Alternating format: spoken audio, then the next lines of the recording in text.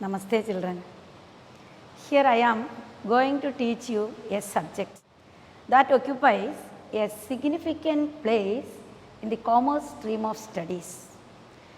The knowledge of this subject is quite essential for you, commerce students, for your advanced studies and also in building up your career.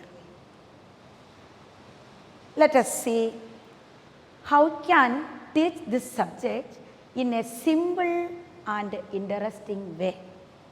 That subject is accountancy. Have you heard about this? You heard about this subject? No, I know that.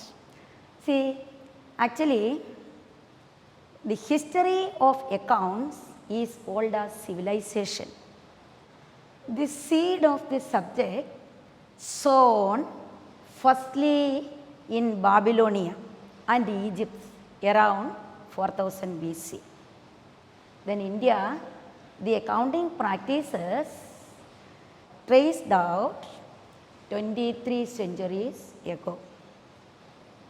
Now, we can see what is the meaning and definition of this subject. In simple words, we can say that accounting is the process of recording business transactions in a set of books systematically. Then we can see how American public certified accountants define accountancy. According to them, this is an art of recording, classifying, summarizing in a significant manner in terms of money, transactions or events in part or at least in financial nature and interpreting the result thereof. Then in simple terms, we can say that this is an art or it is a process of collection, classification, identification, analysis and interpretation of information relating to the economic events of a business concern and also communicating the result to the interested users. This is the definition of accountancy. Then a layman says that this is a systematic record of business transaction in a set of books. Then we can see who are the interested parties. Here all these accounts are prepared for the purpose of communicating this result, financial information to the interested users of accounting. Collectively they are called stakeholders of the business. Now we can see who are the stakeholders of the business. Stakeholder means those who are interested in our business concern. There are two types of stakeholders, that is internal and external. Internal means they are functioning within our business concern. External means that is beyond, that is in the public, outside our business concern. That will include owners. They are very interested in accounting records. He wants to know what is the profit of the business concern. Then employees and wage earners, they are also interested to know what is the result, to demand high bonus or salaries. Then management, they are also very interested because the future plans, development, expansion, etc. depend upon the results of the business concern. Then government, to levy taxes on the profit, they also want to know the results of our business concern. Public, then taxation authorities, then developers, etc. These are the parties who are interested in the books of accounts. Then now we can see what are the objectives of the accounting. First objective, to maintain a record of business transaction. Actually, from the definition itself, we know that this is a record of business transaction. That process is called accounting. Then in the case of you take a layman, that person is too difficult to remember everything. That is, in a business concern, daily a lot of transaction taken place in different amount. So if it is an efficient person, he can't remember all these things in his mind. Therefore, it is necessary to maintain a record of all these transactions. So the main objective of the accounting is to maintain a record of business transactions because we can't remember everything. So, if we kept a record, it is easy to review this. Then next objective, second one, to ascertain profit or loss. Profit or loss means that is the result of the business concern. You know what is the aim of the business? That is the businessman aim us to maximize the profit. He want maximum profit as possible, how much he can make, he need that amount of profit. Then to ascertain this profit, he want to maintain proper record of expenses, losses, incomes, gains, etc. So, ascertainment of the profit without maintaining the record of this transaction not at all possible. Next objective, that is the third one, to depict our financial status, financial position. The financial position of a business concern ascertained by comparing its assets and liabilities. Then to ascertain this financial position, every business concern at the end of the period they prepare a statement. That statement is called position statement. Then for the preparation of these financial statements, it is necessary to maintain business transactions in a set of books. Then last objective of the accounting is to provide necessary information to the users. We already know that who are the users of the accounting information. Then the users need accounting information for different purpose. So, the accounting provide necessary information to the users. See, are you clear? These are the objectives of accounting. Next, before studying actual accounting procedure, we want to understand basic terms in accounting. First one, I am going to introduce transaction. Have you heard about transaction?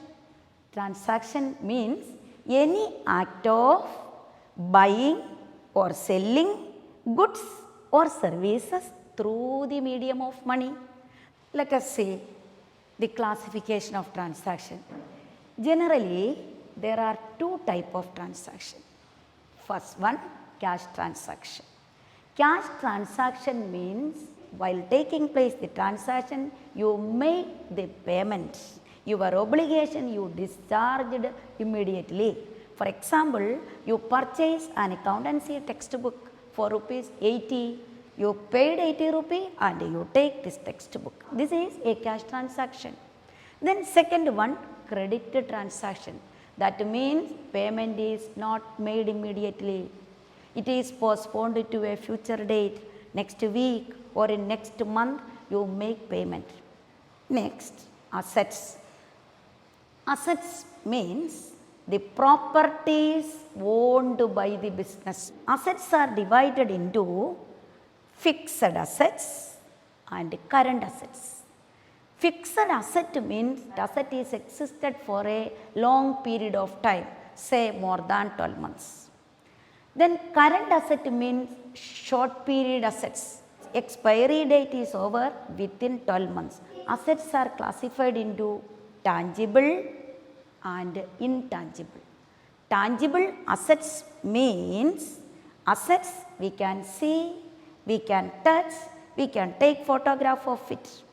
Examples, land, we can see that, building, plant, machinery, furniture, equipments, cash balance, bank balance, business premises, debtors, stock, etc. All these assets, we can see that. Next one is intangible assets. Intangible assets valuable like fixed assets. Examples, goodwill, patent rights, copyright, trademark, ISO certification, etc. We can't touch these assets. There is no physical existence for such assets. Goodwill, it is the value of the reputation of the business. It is the monetary value of the earning capacity of the business. Nobody can see this. But it is very valuable like land, building, plant and machinery. Assume a business, ample amount of land is there, plant, building, machinery, cash balance, etc. is there. But they have no goodwill. That means nobody, no customers visit their business concern. Goodwill is an attracting power that will attract the customers into the business. Customer means they are the kings in the business world. Then see, for example, now this is the COVID season. Serum Pharmaceuticals invented medicine for COVID.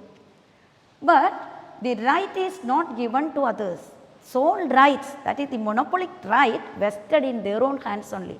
That right is called patent right. See, for example, you take first or second page of your NCERT textbook, then you can see copyright is reserved to NCERT or SCERT. What is the meaning of that? That means they are only the sole authority. Next, we can see two more classification. Natural asset is also there. For example, mine, quarries, oil wells, etc. These assets are over or exhausted due to consumption. Then also one more classification, that is the last classification. Huge amount of initial expenses are collectively called fictitious assets. Example, advertisement suspense, preliminary expense, that is before starting a business concern. They want to spend a lot of money for advertisement purpose, then only they are known in the market. This is not an expenses of that period. That is an expenses related to the entire lifespan of the period. Then generally business concern divide these expenses into small amount. Then a particular portion they debited in their profit and loss account during the current year, and the remaining portion they kept as assets and shown along with other assets in the balance sheet. Next, I am going to introduce a new very important term, liability. Liability means our obligation in financial terms. If you borrow money from your friend or from bank, then liability arises to you. You are liable to repay that amount of money after a stipulated period of time. Then creditors, bills payable, bank loan, mortgages, bank overdraft, etc. are the examples of liabilities. Next, we can see the meaning of expenses. Expenses means the cost incurred in the process of earning revenue. In the business, lot of examples are there for expenses: salary, selling charge, distribution charge, advertisement charge, administrative charge, etc.